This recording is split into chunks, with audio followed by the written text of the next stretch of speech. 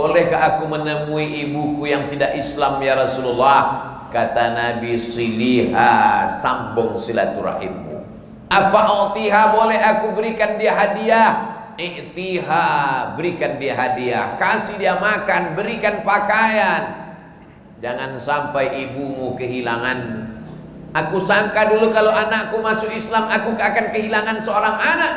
Ternyata sekarang setelah anakku masuk Islam, dia lebih baik, dia lebih sopan, dia lebih santun, dia lebih ramah, dia lebih sering memberi hadiah. Kalau bisa semuanya anakku ini bersyahadat asyhadu an la ilaha illallah wa asyhadu anna muhammadan.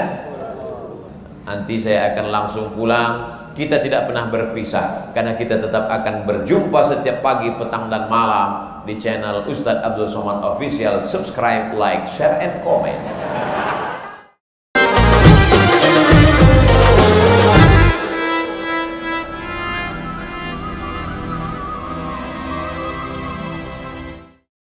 Assalamualaikum warahmatullahi taala wabarakatuh.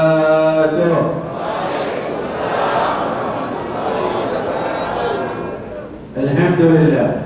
Alhamdulillah Rahman alama al-Quran khalaqa al-insana 'allamahu al-bayan. Allahumma shalli wa sallim wa barik wa karrim wa majjid wa 'azzim ala sayyidina wa maulana Muhammad Habib ar-Rahman wa sayyid al-akwan al-Mustafa min Adnan wa ala alihi wa sahbihi wa tabi'ina lahum bi ihsan. Amma ba'd.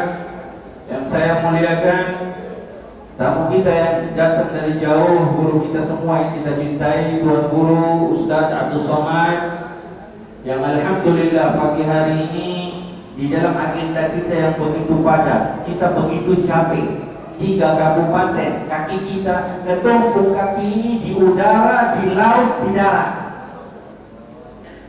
Kita masih bisa sampai ke Batu Merah.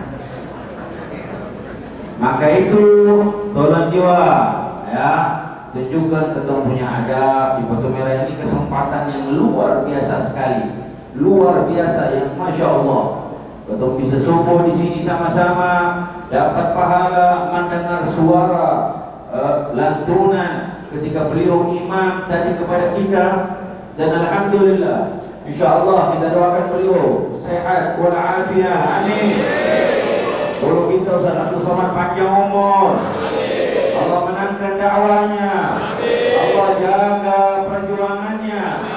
Dan insya Allah dengan berkah Masjid An-Nur Batu Merah ini, Allah Subhanahu wa taala beri beliau kekuatan dan insya Allah bisa kembali ke bumi raja-raja yang kita cintai. Amin ya rabbal alamin. Bapak Imam dan seluruh daripada orang tua-tua yang hadir di masjid yang mubarakah ini, yang luar biasa ini, mengambil nama Masjid An-Nur, yang insya Allah meskipun masih gelap di sana, hari ini kita diterangi dengan cahayanya Allah Subhanahu wa taala, dengan cahayanya Nabi Muhammad sallallahu alaihi wasallam, dengan cahayanya masjid ini. Amin ya rabbal alamin. Insyaallah. Dan beruntung sekali kita semua, dan mungkin saja insyaallah kita berhusnudzan orang-orang saleh, rohnya orang-orang saleh yang pernah salat di masjid ini, insyaallah semua pun berbangga dan hadir di masjid ini.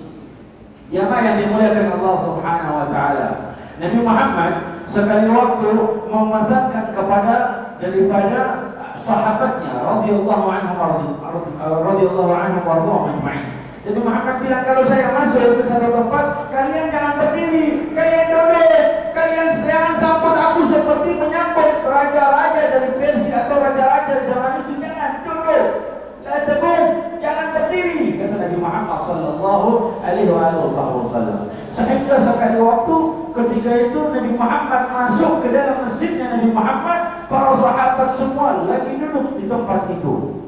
Dan semua mendengar apa yang Nabi Muhammad pesankan ketika itu. Semua tidak ada yang berdiri, semua duduk. Tetapi begitu Nabi Muhammad berjalan mendekati ke depan, ada satu sahabat dia berdiri. Dia berdiri lalu dia untaikan syair kepada Nabi Muhammad sallallahu alaihi wasallam. Ustaz Salim maju ke depan. Ustaz Salim gimana? Tafadhal. Ustaz Salim. Ridal Mustafa. Masya Allah. Ustaz, barakallah. Sahabat ini dia berdiri, sedangkan para sahabat yang lain terdiam semua. Ada yang tanya, kenapa? Orang lupa kalau bahasa Amun, kenapa saya berdiri? Dulu. Bukankah Nabi sudah mengatakan jangan berdiri? Apa yang kau lakukan?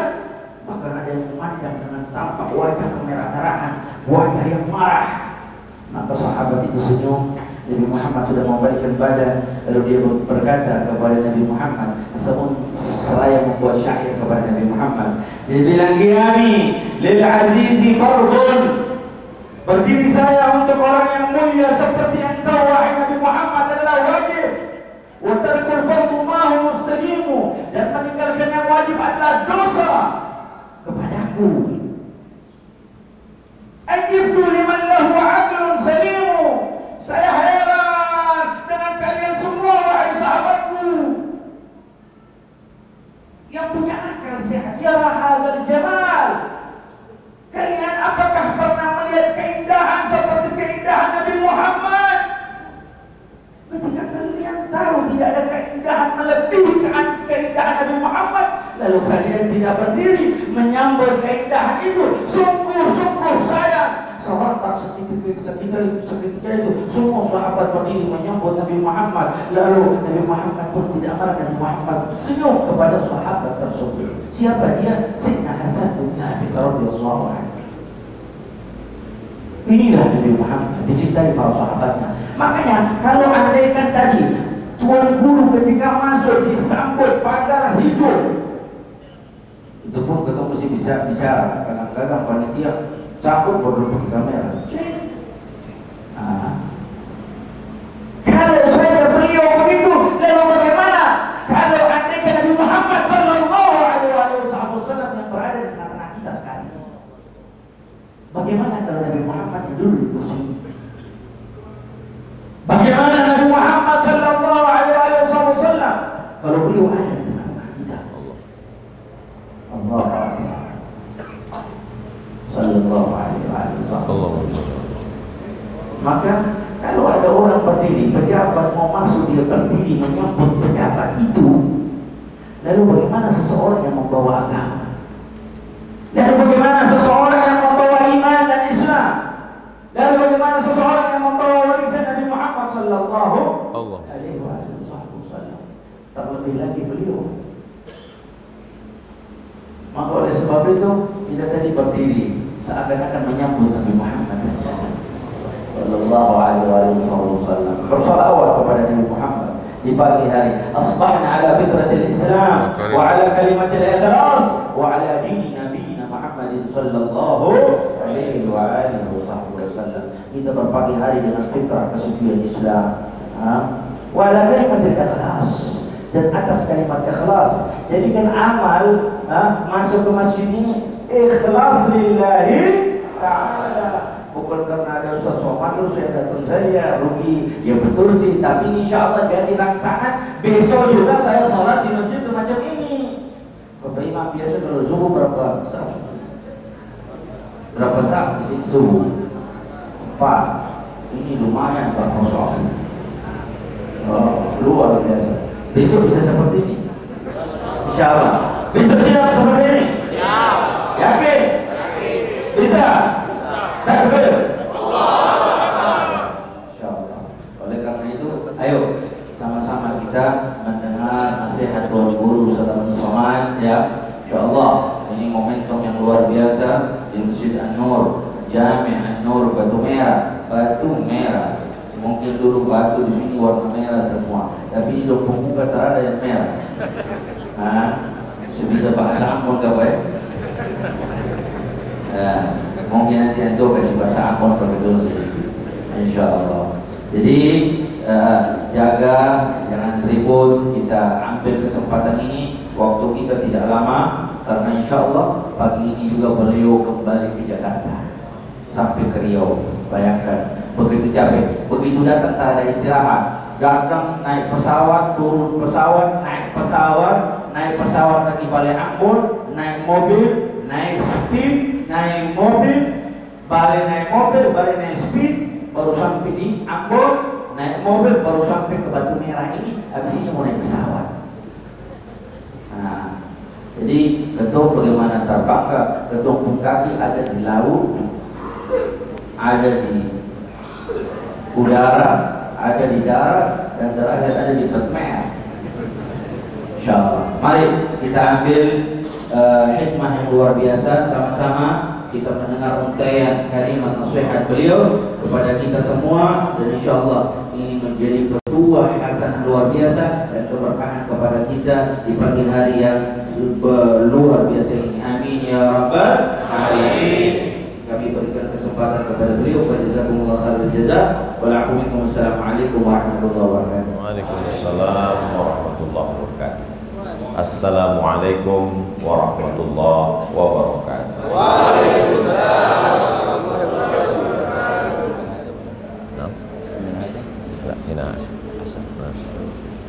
Apa kabar Bapak Ibu semua? Sehat?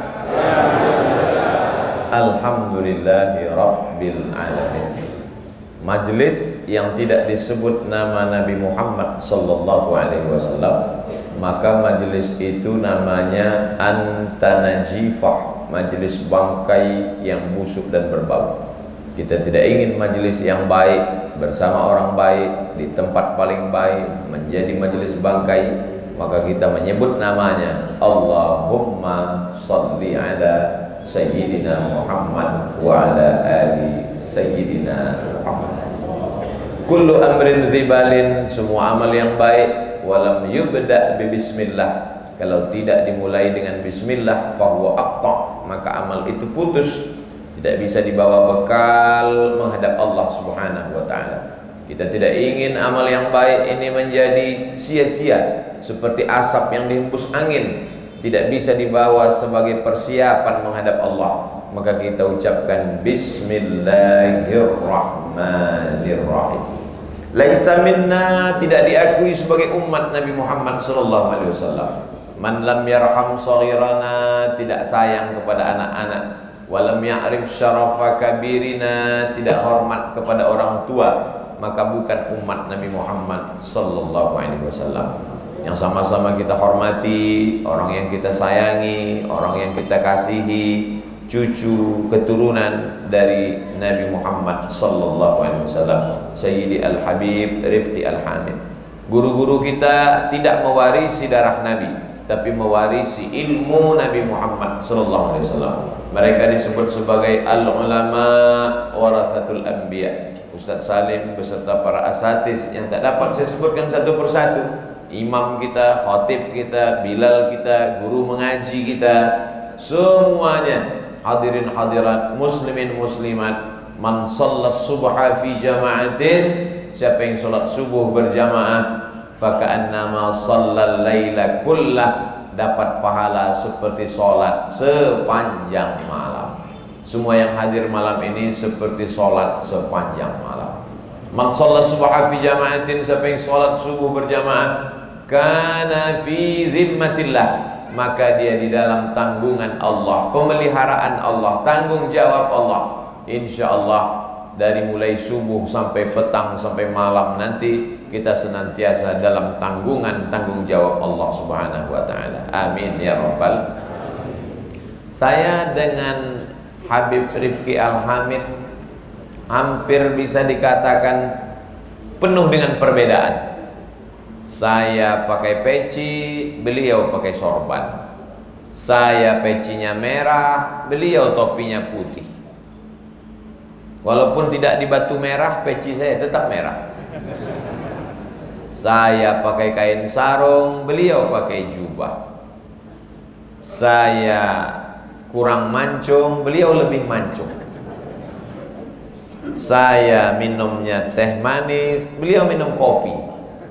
Tapi ada titik-titik yang menyatukan kami, yaitu dalam satu titik, la ilaha illallah Muhammadur Rasulullah. Itulah mengapa sebelum keluar dari Masjid Batu Merah, semua orang yang sholat di Masjid Batu Merah sebelum dia keluar, maka di dalam hatinya ditanamkan, keluar dia dari pintu sebelah kanan, la ilaha illallah. Keluar dia dari pintu kiri, Muhammadur Rasulullah. keluar dia dari pintu tengah. Innad dina indallahil Islam. Ini bukan sembarangan memilih kaligrafi ini. Ini menunjukkan bahwa siapapun kita, keluar kita bertetangga dengan siapapun, sahabat, satu bangsa, satu negara, satu kantor, berjiran, tapi di dalam hati kita ingin mati dalam keadaan la ilaha illallah Muhammadur Rasulullah. Jangan bangga dengan masjid yang besar, karena ada di suatu tempat di dunia ini masjidnya megah mewah, disebut dengan Masjid Al-Hamra.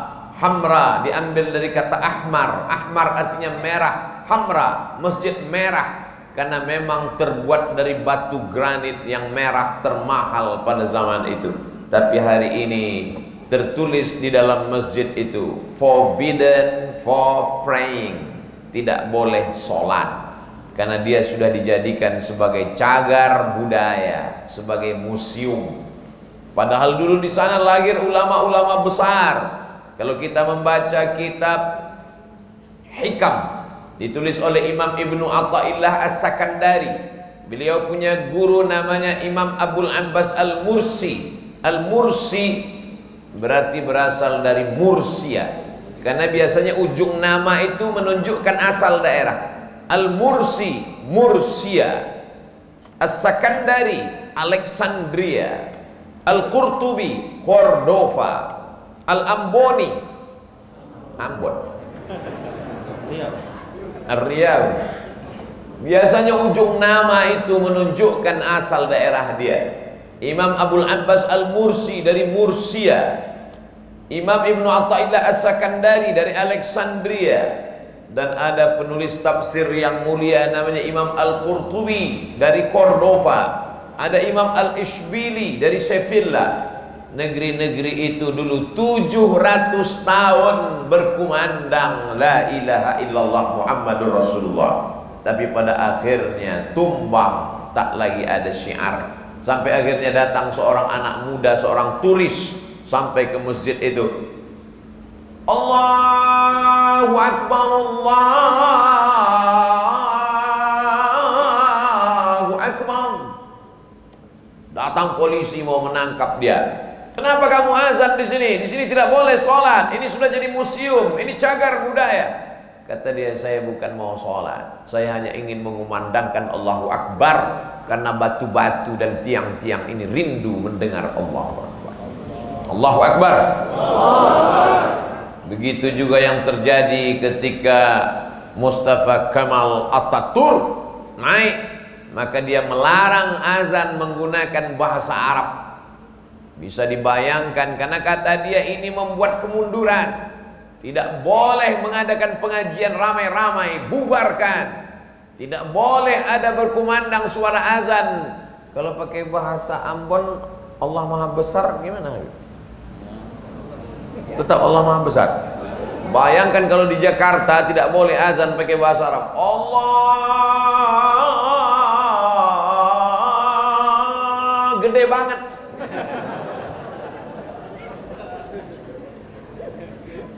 Ulama kalau macam-macam tangkap, penjarakan. Tapi ada satu ulama yang Masya Allah tabarakallah, dia hanya mengajarkan Al-Quran. Dia ajarkan Al-Quran, bisa baca Quran, menghafal Quran, menghatamkan Al-Quran. Lalu setelah itu dia ajarkan zikir tarekat Naqsyabandiyah. La ilaha illallah, la ilaha illallah. Namanya Syekh Sulaiman Tunuhan. Dan hari ini apa yang terjadi? Pesantren tahfiz Quran terbesar, terbanyak di dunia, bukan dari Mesir, bukan dari Saudi Arabia, tapi dari negeri yang dulu pernah dikumandangkan azan berbahasa Arab, yang pernah orang dilarang untuk pengajian, dan negeri itu sekarang menebarkan sekolah-sekolah. Ini maknanya, jangan berbangga dengan masjid yang besar, jangan angkuh dan sombong dengan jumlah yang banyak. Hari berganti, musim berubah, zaman bisa saja berubah. Betul? Yang tidak berubah itu cuma satu, perasaan aku ke kamu. Kita tetap sama-sama merasa bahwa kita adalah pencinta Nabi Muhammad sallallahu alaihi wasallam. Jadi kalau mau negeri tetap ada suara azan, tetap ramai sholat berjamaah, wariskan la ilaha illallah Muhammadur Rasulullah ini kepada anak-anak kita. Siap? Siap. Kemarin ketika saya dibawa lewat di depan ini jalan yang ramai luar biasa oleh Habib Rifki Al-Hamid sore kemarin, saya lihat ada pentas rame. Apa lomba hadrah? Hadrat. Kalau hadrah Hadrah gendang. Hadrat. Oh, masya Allah, tabarakallah. Saya lihat anak-anak. Ini dalam rangka apa ini Habib? Maulidur Rasul sallallahu alaihi wasallam. Rupanya begitu masyarakat Ambon ingin mewariskan la ilaha illallah Muhammad Rasulullah kepada anak-anak mereka. Saya kemarin sebetulnya mau turun, tapi tidak jadi. Karena kalau turun heboh. Seperti tadi malam, hampir copot kancing baju. Luar biasa masyarakat Ambon menyambut subuh ini. Tadi malam ketika tausiah saya sampaikan, besok kita akan bertemu di masjid. Langsung Habib Rifki ngasih tahu, tidak jadi. Jamaah yang dimuliakan Allah Subhanahu wa taala, anak-anak yang hadir di depan pintu kecil, paling umurnya 5-10 tahun. Kalau anak-anak masih ada di Masjid Batu Merah, maka insya Allah tahun 2050, tahun 2060 masih berkumandang la ilaha illallah Muhammadur Rasulullah. Makanya dari maghrib ke isya, matikan TV, matikan handphone, matikan laptop, jangan ada drama Korea, jangan ada kabik jam kuch hotahe. Fokus untuk membaca Al-Quran. Karena kalau sampai Al-Quran tidak lagi dibaca, Al-Quran ditempel sebagai kaligrafi yang indah, cantik, luar biasa. Semua orang berdecak kagum melihatnya. Masya Allah, tabarakallah. Al-Quran dijadikan sebagai mahar akad nikah, dibalut dengan kain sutra, dimasukkan dalam kotak kaca. Lalu kemudian di dalam kotak kaca ada kotak kayu jati yang mahal, dimasukkan dalam lemari, dikunci, tidak pernah dibuka sejak akad nikah sampai punya cucu. Setiap tamu yang datang ke rumah melihat ruang tamu berdecak kagum. Ini Al-Quran akad nikahmu dulu, ya. Tahun berapa? Tahun 80. Pernah dibuka? Tidak. Aku nikahkan engkau dengan anakku dengan mahar seperangkat al-sholat dan kitab suci Al-Quran, gak pernah dibuka sampai mati, tunai. Al-Quran dilantunkan dengan suara yang menggelegar. Belum lagi matahari terbit, belum lagi masjid dibuka, suara mengaji. Bismillahirrahmanirrahim.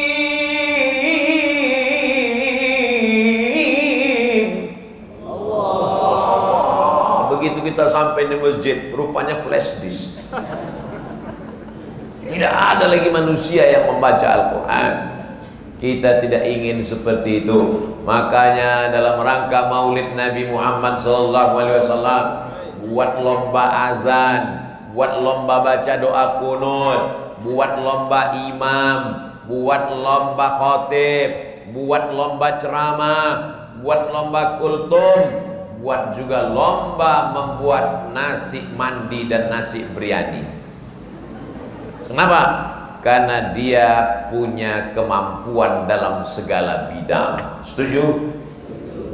Maulid Nabi, Isra Mi'raj, Nuzul Quran, menyambut tahun baru hijrah. Karena anak-anak yang lomba juara azan ini yang akan pede, nanti dia akan mengumandangkan azan. Hayya 'alas shalah.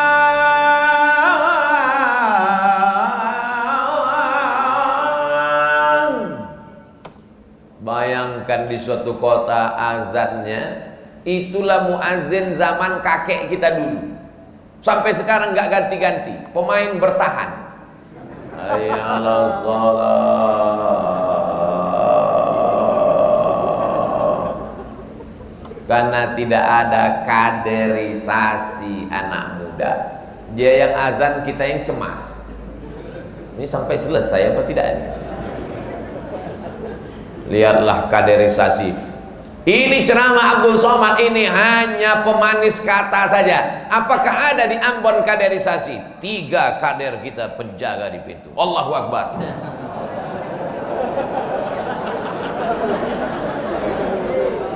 Subuh ini kita sedang menciptakan sejarah. Mereka akan menjadi gubernur Maluku. Mereka akan menjadi menteri kabinet tahun 2050. Dan mereka bercerita dulu ketika istrinya bertanya, abang dulu waktu kecil pernah sholat ke masjid? Kami jamaah tetap Masjid Batu Merah Ambon. Ketika itu datang Ustadz Abdul Somad subuh-subuh, kami berdiri di pintu bertiga dan dia menunjuk kami. Bangga mereka bercerita. Jangan buatkan cerita yang tidak diridhai Allah untuk mereka. Jangan sampai ketika mereka ditanya oleh anak-anak mereka, gimana masa kecil abang dulu? Kami waktu kecil dibawa oleh bapak kami melihat penyanyi dangdut, roknya pendek, pentasnya tinggi. Dan itu tidak ada di Ambon, karena negeri ini masih menjunjung la ilaha illallah Muhammadur Rasulullah.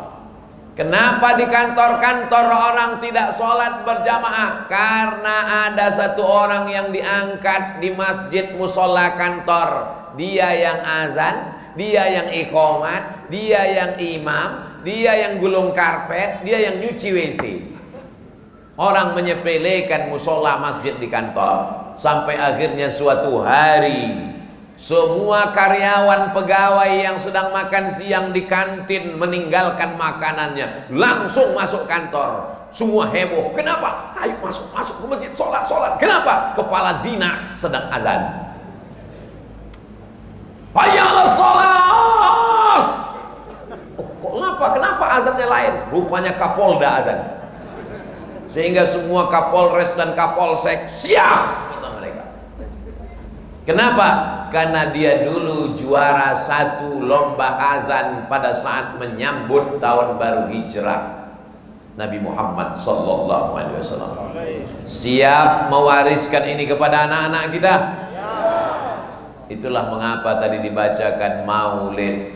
Kenapa dibaca maulid? Supaya tertanam cinta kepada Rasulullah sallallahu alaihi wasallam. Maulaya salli wa sallim daiman abada ala habibika khairil khalqi kullihi bi Muhammadun sayyidul kaunaini wal thaqalaini wal fariqaini min arbin wa min ajami. Maulaya salli wa sallim daiman abada ala habibika khairil khalqi kullihim. Antal habibul ladzi turja syafa'atuhu li kulli hawlin minal ahwali muhtahami. Maulaya salli wa sallim daiman abada ala habibika khairil khalqi kullihim. Kenapa solawat? Kenapa dilantunkan? Kenapa mesti dengan suara yang nyaring? Supaya terngiang di telinganya ketika dia akan tidur malam. Supaya saat mimpi-mimpinya adalah apa yang terakhir dia dengar. Yang terakhir kita dengar tadi malam adalah maulid. Dan yang pertama kita dengar untuk menyambut siang hari ini adalah juga maulid. Kecintaan kepada Nabi Muhammad SAW. Apakah diterima iman kita kepada Allah kalau tidak menyebut nama Nabi Muhammad? Kepada seluruh jamaah, selesai sholat Jumat ini jangan pulang dulu, karena akan ada yang bersyahadat dibimbing oleh Tuan Imam. Asyhadu an la ilaha illallah, asyhadu an la ilaha illallah, asyhadu anna Muhammadar Rasulullah. Enggak mau. Qul, katakan ya Muhammad sallallahu alaihi wasallam, in kuntum tuhibbunallah kalau memang kau cinta kepada Allah, fattabi'uni, ikuti Sayyidina wa Maulana Muhammad sallallahu alaihi wasallam. Nanti kalau saya ikut ajaran Nabi Muhammad, saya menjadi memusuhi tetangga saya, memusuhi kawan sekantor saya menjadi orang yang keras radikal, saya menjadi orang yang jahat. Nabi sallallahu alaihi wasallam mengatakan, laisa bil mu'min, tidak diakui sebagai orang beriman, yabitu syab'anan, kalau dia sanggup tidur dalam keadaan perut kenyang, wajaruhu ila jambihi ja'i'on, tetangganya kelaparan walaupun tidak Islam. Kalau ada tetanggamu yang lapar walaupun dia tidak muslim, maka engkau tidak diakui keimananmu. Ajaran Nabi Muhammad itu baik apa tak baik? Baik. Wa ma arsalnaka illa rahmatan lil alamin. Datang orang membawa seekor kambing, kambing itu dia tarik, dia geret, dia banting, dia jatuhkan ke tanah, lalu dia ambil parang goloknya, dia asah di depan mata kambing. Nabi melihat, Nabi marah, aturidu antumitaha mautatin, aturidu antumitaha mautatin, apakah kamu membuat kambing itu mati berkali-kali? Kata Nabi, kalau kamu mau mengasah mata pisau, tajamkan jangan di depan mata kambing, tutup mata kambing itu.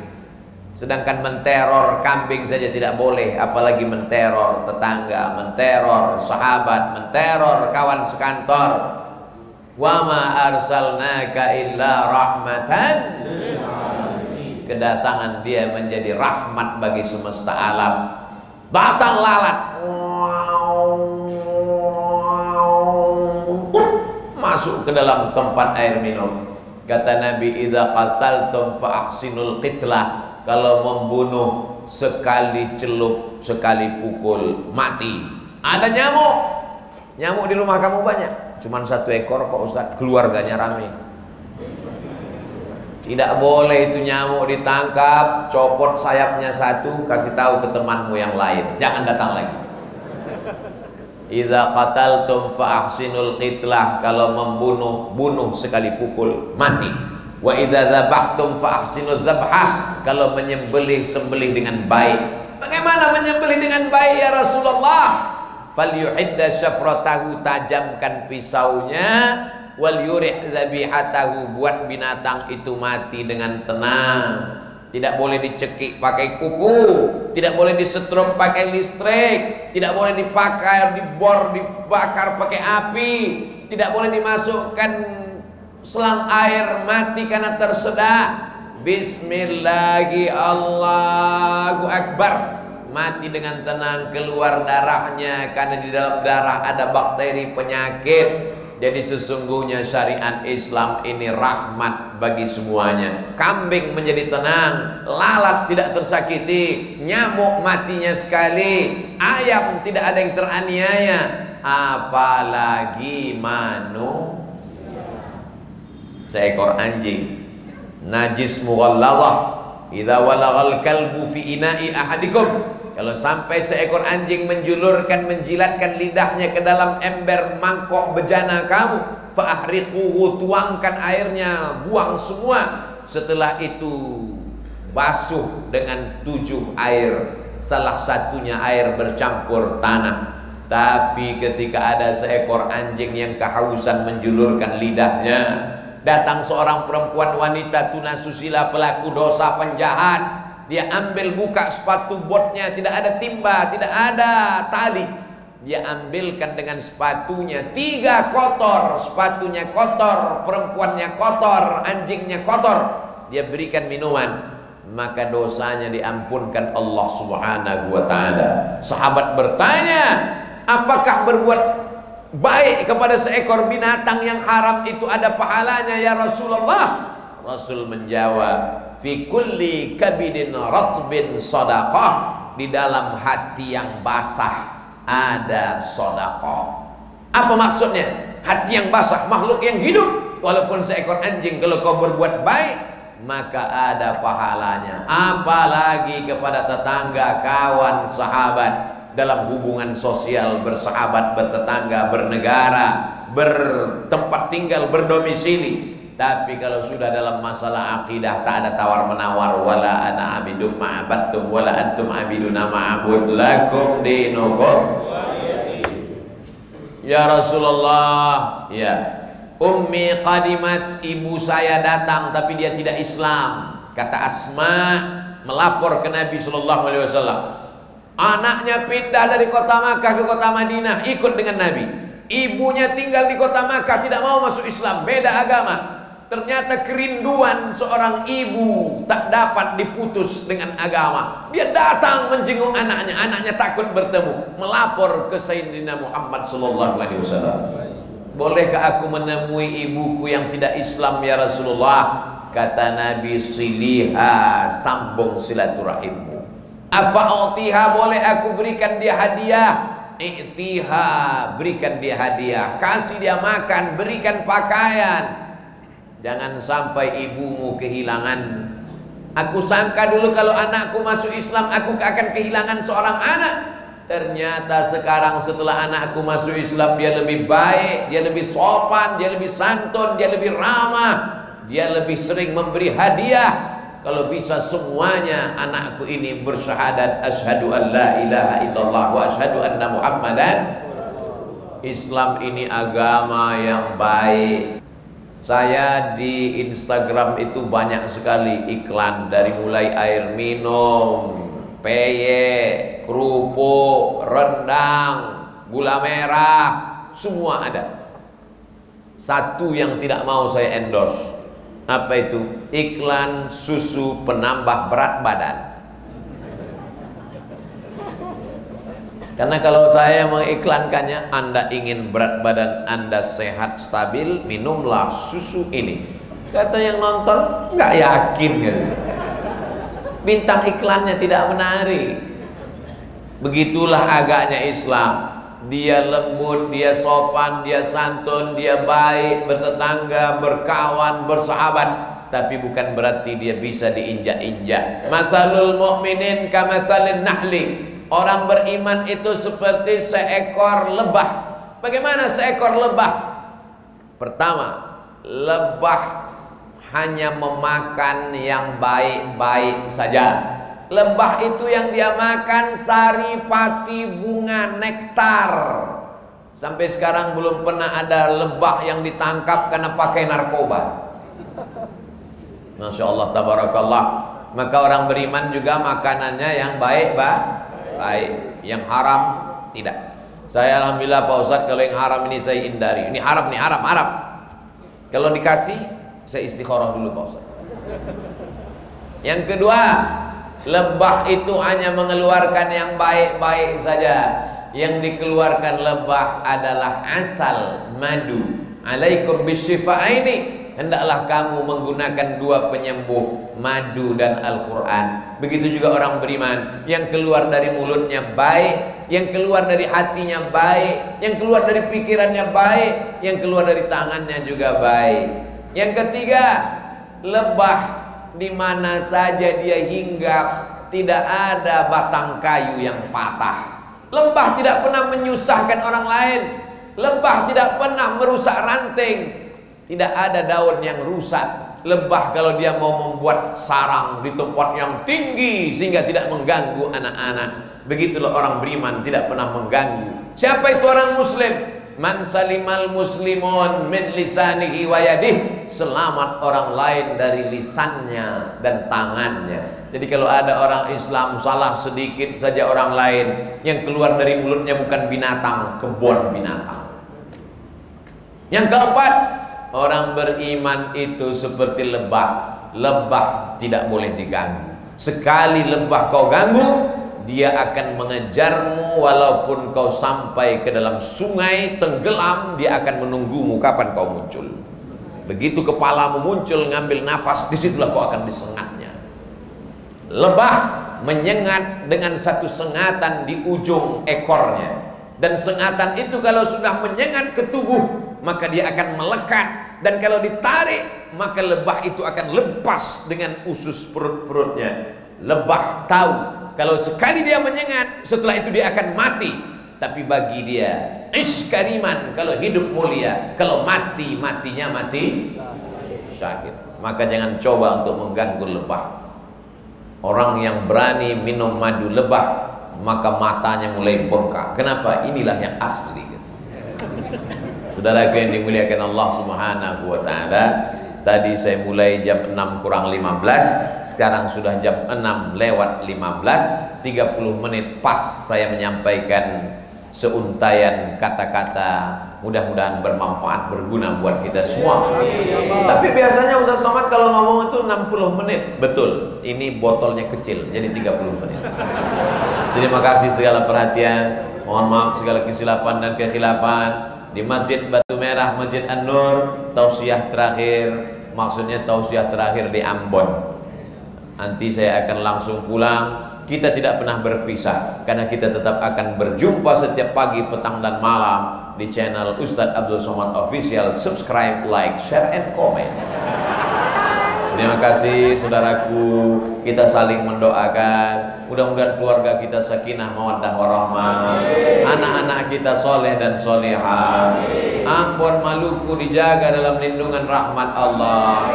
Sampai hari kiamat tetap berkumandang azan masjid ramai dalam la ilaha illallah Muhammad Rasulullah. Diberikan rezeki yang halal barakah, bisa berwakaf, berinfak dan bersedekah. Kita support pembangunan masjid, pembangunan pesantren tahfiz Quran Ar-Rahmah di Pantai Liang di bawah bimbingan Sayyidi Al-Habib Rifki Al-Hamid.